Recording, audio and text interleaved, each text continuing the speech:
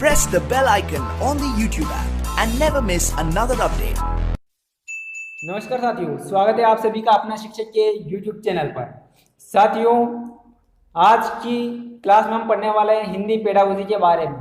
इससे पहले जो है पर्यावरण पेडागोजी और साथ ही संस्कृत पेडागोजी की ऑलरेडी क्लासेस चल रही है। वो जो सीरीज है उनमें बहुत सारे इंपॉर्टेंट क्वेश्चन हैं, आप भी उनसे जुड़ सकते हो। आप जो अभी तक क्लासेस हो चुकी है उनकी वीडियो आप प्ले लिस्ट में जाकर देख सकते हो। बिल्कुल सारे क्लासेस निःशुल्क है, आपको PDF के माध्यम से व्हाट्सएप ग्रुप में उपलब्ध कराया जाएगा। साथ ही कोई भी डाउट हो क्वेश्चन में तो आप कमेंट सेक्शन में पूछ सकते हो। तो यहाँ पर इस सीरीज में मिलेगा हिंदी पेडागोजी में 500 मोस्ट इंपोर्टेंट क्वेश्चन जो आपके एग्जाम में आने वाले हैं और बहुत सारी एग्जाम में रेगुलरली पूछे जाते हैं।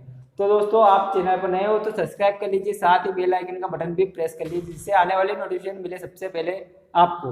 तो साथियों, यहाँ पर एमटेट वर्ग 3 रीट सीटेट सभी शिक्षक भर्ती परीक्षाओं के लिए बहुत ही इंपॉर्टेंट है पेडागोजी। और उसका पहला क्वेश्चन हम शुरू करने वाले हैं, वह विधि जिसका प्रयोग चारों भाषाई कौशलों को विकसित किया जाता है। तो यहाँ पर समझने वाली बात है कि चारों भाषाई कौशल कौन कौन से, ये हमारे लगभग एवरेज सभी वीडियो में क्वेश्चन आता है तो बताता हूँ, क्योंकि इससे संबंधित एक क्वेश्चन आपके एग्जाम में जरूर पूछा जाएगा।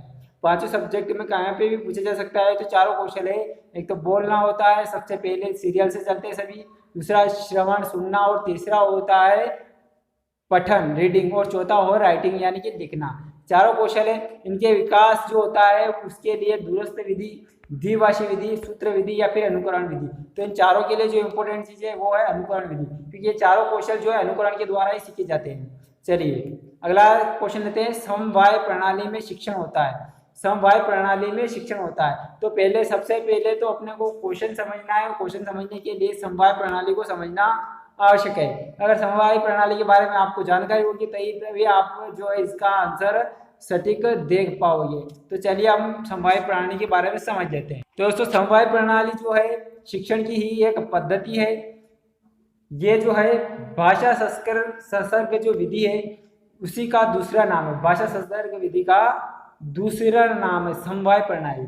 इसमें क्या होता है, लेखकों की रचनाएं पढ़ने के साथ ही प्रसंग और अवसर अनुकूल व्याकरण की शिक्षा। इसमें क्या होता है कि जो प्रसिद्ध लेखक होते हैं उनकी बड़ी बड़ी अच्छी अच्छी रचनाएं होती है, उनको पढ़ने के साथ ही जो है व्याकरण की शिक्षा दी जाती है, अलग से शिक्षा नहीं दी जाती है। और अगला है, इसमें व्याकरण का व्यवहारिक ज्ञान होता है, इसमें सैद्धांतिक ज्ञान नहीं दिया जा सकता। इस पद्धति में जो है क्या कौन सा ज्ञान दिया जाता है, व्याकरण का व्यवहारिक दिया जाता है, व्यवहारिक, सैद्धांतिक ज्ञान नहीं दिया जाता है।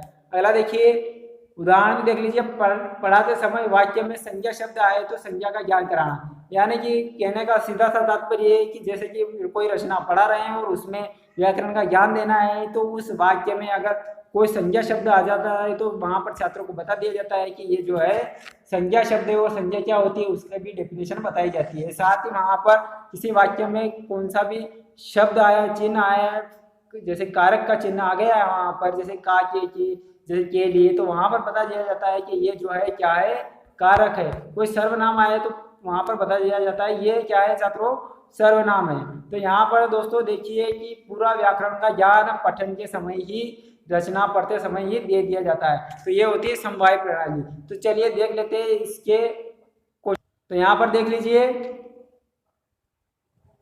कि पहला है उत्तम लेखकों की रचनाएं पढ़कर व्याकरण का ज्ञान कराना। दूसरा है यहाँ पर सभी विषयों का संकेतित ज्ञान कराना। तीसरा है व्याकरण का अलग से सैद्धांतिक ज्ञान कराना, और गद्य व पद्य शिक्षण के साथ व्याकरण शिक्षण कराना। तो यहाँ पर देखिए अपनों ने अभी डेफिनेशन पढ़ी है, तो उसमें उत्तम लेखकों की रचनाएं पढ़कर व्याकरण का ज्ञान कराना। तो ये इसका सटीक आंसर हुआ, क्योंकि अपने को इसकी जो है डेफिनेशन अच्छे से पता है। चलिए, इसमें जो है देखिए सैद्धांतिक ज्ञान नहीं होता है, इसमें व्यवहारिक ज्ञान होता है, और यहाँ पर गद्य पद्य के साथ व्याकरण का ज्ञान नहीं कराया जाता है। यहाँ पर होता है उत्तम लेखकों की रचनाएं। ठीक है दोस्तों, आपको समझ में आया होगा आशा करता हूँ, और अच्छा लगे तो लाइक जरूर करिएगा। अगला है हर्बर्ट विधि का एक दोष नहीं है।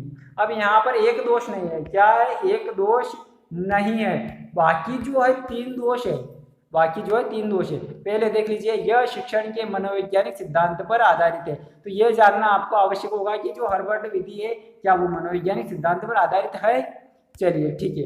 तो इसका डायरेक्टली मैं आंसर बता देता हूँ, फिर आगे बढ़ते हैं क्योंकि इसमें ज़्यादा है कुछ नहीं है।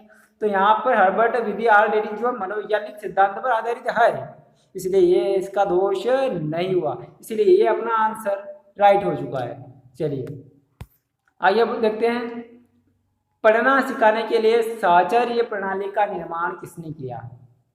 तो यहाँ पर पढ़ना सिखाने के लिए जो साहचर्य प्रणाली जो है उसका निर्माण करने वाले थे मॉन्टेसरी, इनके द्वारा किया गया है।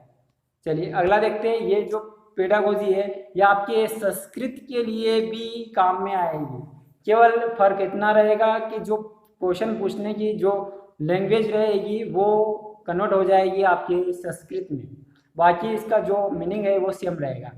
यदि हम चाहते हैं कि विद्यार्थियों का भाषा पर पूरा अधिकार हो तो उन्हें ऐसे लेखकों की रचनाएं पढ़ने दी जाए जिसका भाषा पर अच्छा अधिकार है। यह कथन किस शिक्षा विधि के संदर्भ में किया गया है? देखिए यहाँ पर अब ये जो सेम टू सेम आप लोगों ने अभी पढ़ा है, जो है किसके बारे में पढ़ा है आपको याद होगा, समवाय प्रणाली के बारे में। तो अब यहाँ पर देखिए कि समवाय प्रणाली का नाम तो है नहीं, परंतु समवाय प्रणाली में ये हम लोगों ने पढ़ा था कि ये भाषा संसर्ग विधि का दूसरा नाम है, इसीलिए यहाँ पर इसका सही आंसर क्या होगा, भाषा संसर्ग विधि। तो भाषा संसर्ग विधि भी थोड़ी सेम ही है इसके समवाय विधि के, परंतु इसमें कुछ बातें हैं वो भी जानना आवश्यक है भाषा संसर्ग विधि के बारे में, तो वो भी जान लेते हैं। तो देखिए भाषा संसर्ग विधि जो है इस विधि का एक नाम और है प्रासंगिक विधि। क्या है? प्रासंगिक विधि। तो अब सोचिए कि जरा लॉजिक लगाइए कि एक तो हो गई अपनी समवाय है ना, दूसरी हो गई भाषा संसर्ग और प्रासंगिक, तीनों क्या है, सेम है। चलो और भाषा संसर्ग में देख लेते हैं। ये इसका एक नाम और अव्याकृति प्रणाली, अव्याकृति प्रणाली, जिसका फुल डेफिनेशन होगा क्या होगा कि व्याकरण का ज्ञान अलग से नहीं देना, क्योंकि इसमें रचना पढ़ने के साथ ही दे दिया जाता है व्याकरण का ज्ञान, तो इसीलिए अलग से नहीं दिया जाता है, इसलिए इसका एक नाम और बन जाता है, क्या बन जाता है, अव्याकृति प्रणाली। क्योंकि एग्जाम वाले जो ऐसे नामों से ही हमको क्या करते हैं, कंफ्यूज करते हैं, इसलिए अपने को सतर्क रहना है और ऐसी तैयारी करना है कि जो पेपर में जो है अच्छे से हल कर सके। एक और है छोटी कक्षाओं के लिए उपयोगी होती है, किसके लिए होती है, छोटी कक्षाओं के लिए उपयोगी। और साथ ही दोष क्या है, व्याकरण के सारे नियमों का ज्ञान भाषा के माध्यम से नहीं दिया जा सकता। इसका दोष है कि जो व्याकरण ज्ञान जो है सारा भाषा के माध्यम से नहीं दिया जा सकता है, ये इसका दोष है। 6 नंबर का क्वेश्चन देखिए। इकाई किसी समस्या या योजना से संबंध जोड़ने वाली क्रियाओं की समग्रता या एकता को प्रकट करती है। क्या इकाई क्या करती है, किसी समस्या या योजना से संबंध जोड़ने की क्रियाओं की क्या करती है, समग्रता या एकाग्रता को प्रकट करती है। यह कथन किसका है, इकाई विधि का? तो यह है मॉरिसन नहीं होगा इसमें, थॉमस ए रिस्क। किसका है, थॉमस एम रिस्क। चलिए अगला क्वेश्चन देखिए। द्विभाषी पद्धति का क्षेत्र नहीं है। अब द्विभाषी पद्धति का क्षेत्र क्या नहीं है, द्विभाषी यानी कि दो भाषा है, क्या दो भाषाएं, इसका क्षेत्र नहीं है। 4 ऑप्शन है, परंतु इसकी भी डेफिनेशन देख लेते हैं, द्विभाषी पद्धति आखिर है क्या। तो यहाँ पर द्विभाषी पद्धति के बारे में देखा तो इसके प्रवर्तक की भी पूछा जा सकता है एग्जाम में। तो प्रवर्तक कौन हो गए, वेल्थ देश के सीजे डॉटसन।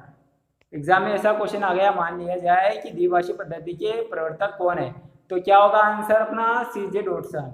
और अगर उसका देश का नाम पूछ लिया जाए तो क्या होगा, वेल्थ देश। ठीक है आगे बढ़ते हैं। अगला है व्याकरण अनुवाद विधि तथा प्रत्यक्ष विधि के बीच। ये जो है द्विभाषी पद्धति, ये व्याकरण अनुवाद विधि और प्रत्यक्ष विधि के बीच सेतु का कार्य करती है, विदेशी भाषाओं को पढ़ाने में उपयोगी होती है। द्विभाषा पद्धति जो है विदेशी भाषा को पढ़ाने में उपयोगी होती है। अगला देख लेते हैं। कठिन शब्दों को मातृभाषा में स्पष्ट करने के बाद मातृभाषा का उपयोग किए बिना ही मूल पाठ्य भाषा में अभ्यास कराया जाता है। अब आपको कुछ समझ में आया होगा कि द्विभाषी पद्धति क्या है। ठीक है, अगर नहीं आया हो तो एक बार इसको समझ लीजिए। द्विभाषा पद्धति क्या होती है कि मान लिया जाए एक भाषा सीखी हुई है बालक को, जैसे कि मातृभाषा ऑलरेडी बालक ने सीख रखी, अगर उसको दूसरी भाषा सिखानी है तो ऑलरेडी क्या होता है कि दूसरी भाषा 6 क्लास के बाद सिखाई जाती है ना, यानी कि उच्च प्राथमिक स्तर पर, है ना, जिसे हम मिडिल स्कूल बोलते हैं, वहाँ पर सिखाई जाती है।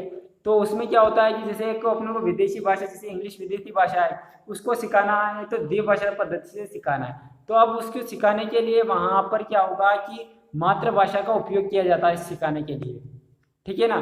कोई कठिन शब्द है तो उसका अर्थ किस भाषा में सिखाया जाएगा, मातृभाषा में, परंतु उसका जो प्रयोग जो है वो पाठ्य भाषा में ही अभ्यास कराया जाएगा।